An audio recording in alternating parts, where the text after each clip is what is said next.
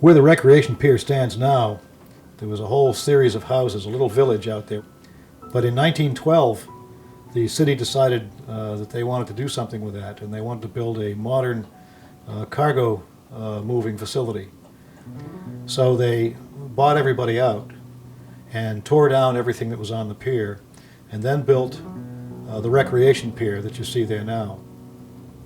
People were upset that they weren't getting something within their own community. Fells Point has always had, its own agenda.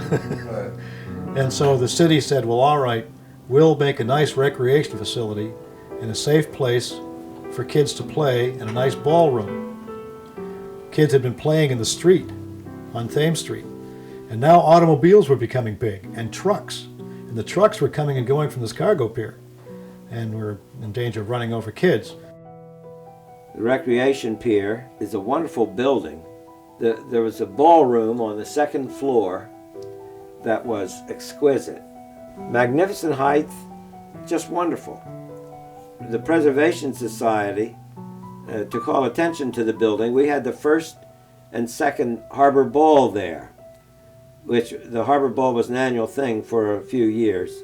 I mean, it just lent itself to that whole magical kind of thing. Then Homicide came along. Barry Levinson came into town. The city has shown them several buildings that the city owns that are vacant for possible use. On the list was the recreation pier, which has always been one of my favorite buildings, in Fells Point. So we got to possess the building as our own for about 8 years. On the second floor, I built the whole Homicide set.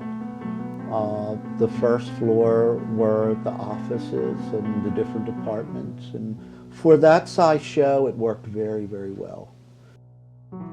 I've loved that building forever, but you know what? That building has not been used the whole time I've lived in Baltimore. A fabulous piece of real estate. So then the rec pier came up, and for some reason I decided this is a good issue to get involved with.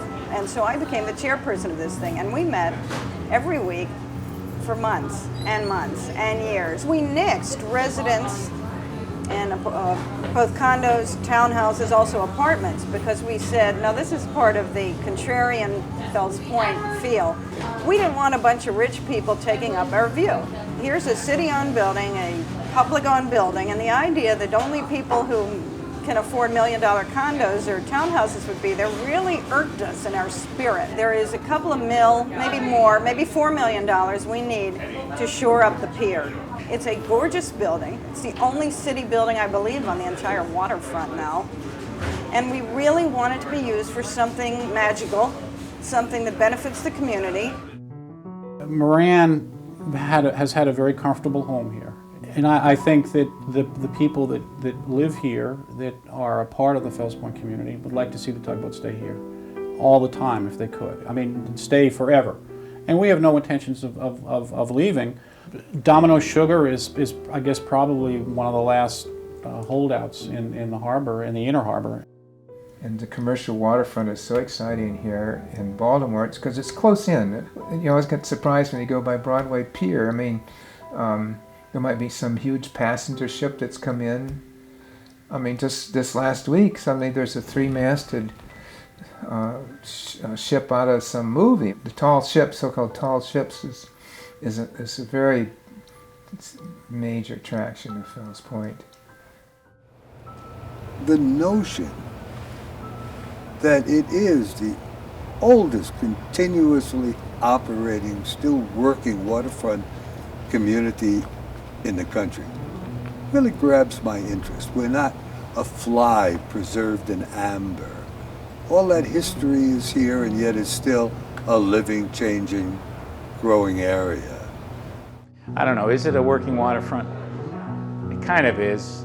It still is. On the other side, you see Domino Sugar across the way, ships come in, there's tugboat action, but it's been greatly reduced. To be so close to the waterfront and to experience a working harbor is so really special. It's great that Domino's still here and we have the ships here every day. I think that the heritage of the area and the working port will continue out towards Fort McHenry. But I think the inner harbor area out towards Fells Point, that the tourism industry has really become the major industry that drives the working port.